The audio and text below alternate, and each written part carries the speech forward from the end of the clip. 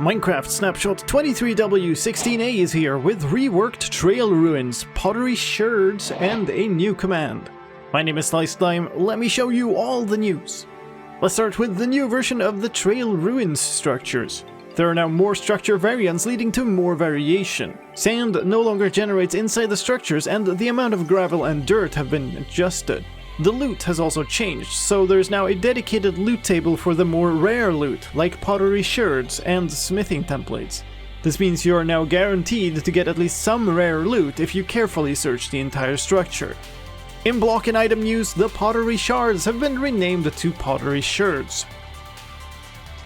Brushing a block no longer stops if there is an item between the player and the block.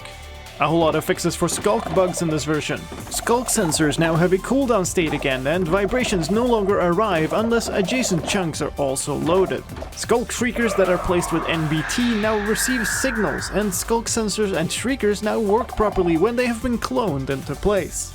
The comparator outputs for a chiseled bookshelf now updates properly when a hopper inserts or extracts items from it. Polished blackstone buttons now take the same amount of time to break as regular stone buttons. And farmland no longer turns to dirt when there is a torch flower planted on it. Speaking of torch flowers and farming, farmer villagers can now plant torch flower seeds and pitcher plant pods. Feeding a sniffer while it is digging no longer causes it to lay motionless for a very long time, and sniffer animation transitions have been fixed in some cases where they would previously snap. Sniffers no longer sniff while panicking, and no longer dig while levitating. But they can now enter minecarts. In user interface news, the application icon for the game has been updated. It will now be a grass block in full release versions and a dirt block in snapshot versions. A bug has been fixed with the splash text covering some of the logo text, and 5 new splashes have been added. This sand is sus. Remember to brush your teeth. Has working bookshelves. Sniff, sniff. And place hanging sign here. In visual news, the programmer art and high contrast packs no longer show up as out of date. A number of problems with lighting have been fixed, including cases where the light wouldn't update. And the amethyst crystal in the calibrated skulk sensor block now displays the same way as other amethyst crystals.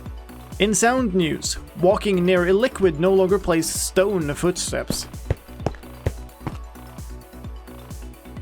Sniffers now make an eating sound when they eat the last seed of a stack.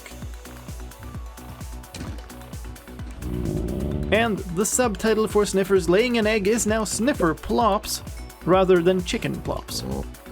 In technical news, the datapack version is now 14. There's a new command in this version, the return command. This command is only useful from within a function, and when run it will abort any following separate commands in that function. The syntax is return followed by a return value. The result of the function command that led to this function being run will then be the value you specified as the return value instead of the number of commands executed. There's a new advancement trigger as well, recipe crafted. This advancement trigger triggers when an item is crafted, such as when taking an item out of the result slot of the crafting grid. There are 2 available conditions. Recipe ID can be used to match the ID of the recipe.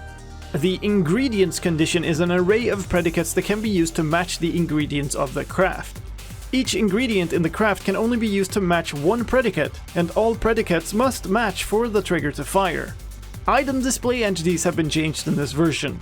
Items displayed using item displays now render rotated 180 degrees around the y-axis. This matches the way items render when worn by an entity and means that the front side of many blocks now renders to the front of the display entity. Tag changes in this version. Stone buttons has been added both as a block and an item tag. A villager plantable seeds item tag has also been added, and a maintains farmland block tag has been added. In performance and stability news, several crashes have been fixed, a memory leak has been fixed, and some other multiplayer connectivity issues have also been fixed. In addition, several performance stalls caused by light calculations have also been fixed. There's now native support for ARM64 Windows computers. If you have a Windows ARM64 computer, you can test this out. For now, you'll need to manually select a native ARM64 Java executable in your installation settings in the launcher. Doing this should noticeably increase your performance. And that's all for Snapshot 23w16a. Thank you for watching, my name is Sliced Lime, and I'll see you next time.